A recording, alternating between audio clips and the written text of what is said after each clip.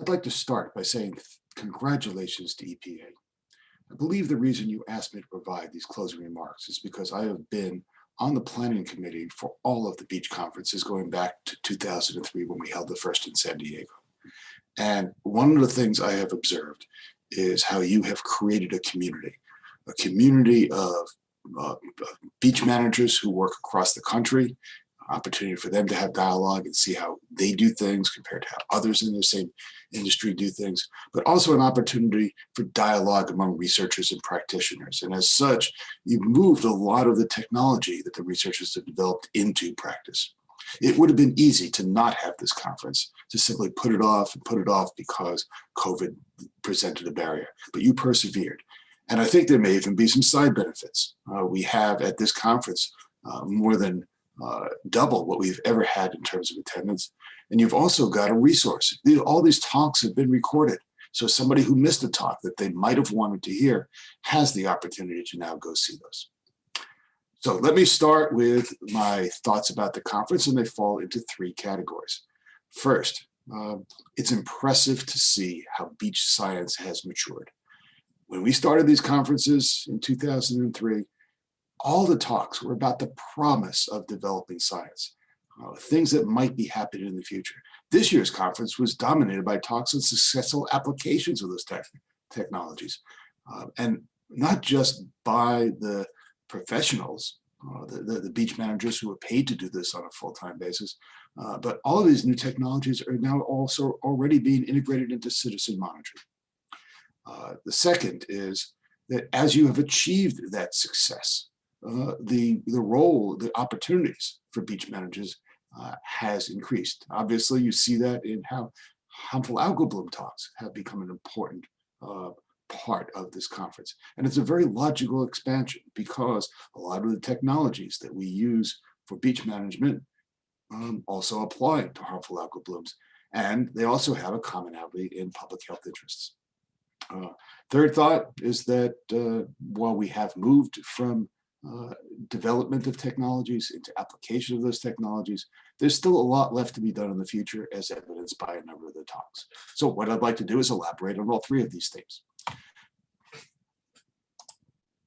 So in terms of maturation of science, I'm going to give you three examples: PCR-based, source identification, and modeling.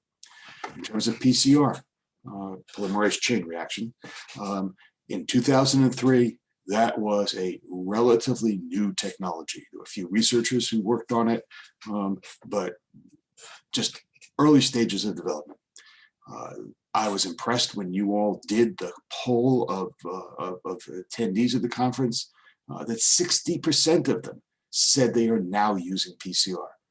Better than that, the methods have become standardized. It's not just having EPA approved methods, it's that EPA is working with NIST to develop reference materials, kind of the tools that help you with the application. Moreover, the talks have been less about how we make the measurements and how we communicate results. How do we get the people that we're doing this for to understand and use the methodologies for interpretation? So again, I mentioned you have as a resource a lot of the technology, a lot of the talks that were recorded. I'm going to point you here to two. I was really impressed by Shannon Briggs' talk about how we create equivalency between the old methods and the new methods, so the public is not confused. They kind of hear both, see how the results come out with both. And then also, the goal is to get it out faster. How do you transmit that information? Kendall Anderson had a wonderful talk there. And I'll also tell you the future is bright. Once we're able to get PCR into the laboratories, I sometimes refer to the rapid method approach as a Trojan horse. Once we're able to get PCR into the laboratories, it opens up a whole new world of new things that we can measure. One of those, of course, is source identification. In 2003, everybody was desperate for it. Okay, I got a problem at the beach. How am I going to find out where it's coming from? And so what people were working on back then is library-based phenotypic methods. And what we learned at that first conference is how inconclusive the results are. And for many of those methods, some of you may remember carbon source utilization, some of you may remember some of the antibiotic resistance approaches, all phenotypic methods. just not working at all. And that conference kind of forged a direction towards the use of genetic markers, as opposed to where we're at now. So obviously this is the first conference in which we have approved methods for source identification. I strongly encourage you to go see an excellent talk by Oren Shanks kind of describing that. But more importantly, as you listen to the talks, things like HF183 are now part of the vernacular. And you heard about all of these talks. Again, the future also looks bright. Two excellent talks about how you use HF183, how you use it with other source identification techniques. Please see David Whiten's talk. And moreover, people are even starting to use HF183 as a way of prioritizing which beaches they're going to manage, because people are more interested in eliminating the human fecal sources first. Jeff Solar gave an excellent talk on how you identify which beaches have, in a sense, too much HF183. Modeling, even our fastest methods still have a delay. It's hard to get same day. Notice because you just simply have the time to collect the sample, bring it back to the laboratory, process it, and get the information out. One of the things that we're increasingly seeing is modeling being used for same day warnings.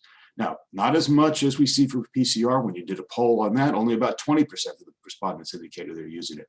But that's an enthusiastic 20%. We heard a lot of talks about applications across a number of geographies. We also heard a lot of positive feedback about how the constituents that they're doing this for are using those results. The models will also continue to improve. I think there were two talks I just thought were outstanding. Deneen Blackwood talked about how a lot of her data collection is now shifting towards how do we collect better data to populate the model. And it's, Anisette Blanche did a wonderful talk about how we're doing that for other things like the colophage. But I was most impressed by the HABS community. While it's less called modeling for public health there, what they're doing in a sense is using some of the modeling to figure out when to sample, adaptive monitoring.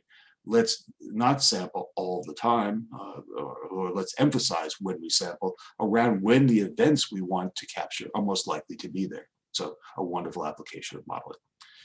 And I'll finish up by saying that there's a lot of things that are still in that developmental phase. First off, colophage.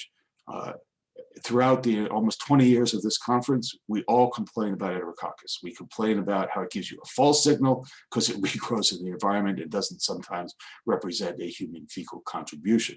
On the other hand, we also complain in the other direction, that it doesn't mirror the mortality that you get from pathogens when you hit it with things like disinfection. In the sense, the disinfection works too well on enterococcus compared to some of the pathogens. And in that case, you have an underestimate of the health concern. So what we're seeing is a lot of progress. I thought, again, Ali Bain did a wonderful job on the advances in measurement methods and interpretation of colophage. And Mark Sabzi, who has been one of the biggest advocates of colophage. We just finished a wonderful discussion in the last session where Mark laid out very well all of the roadblocks that need to be broken down, but we have a very clear understanding of what those are. Next one is antibiotic resistance. People are starting to measure that, and they're finding some antibiotic resistant bacteria in recreational waters. It's not presently part of what we do in our beach monitoring program, and we're still even not at the point of knowing whether it should be. We don't have methods and interpretational thresholds of how much is too much. This is just a whole new area that I think future beach conferences will help address. And then I'm going to finish up with just a wonderful talk by Rachel Diner, identifying how with warming, we are seeing redistribution, new pathogens that are moving into areas that they weren't there before. And it's not just an expansion for a public health perspective. She talked about from a recreational exposure from swimming. She talked about it also from how this meshes with shellfish monitoring. So again, another opportunity for expansion of kind of the issues we talk about at future conferences. Thank you for the opportunity to provide these closing remarks. And again, EPA, congratulations on a job well done, pulling all this together and keeping the community working as one.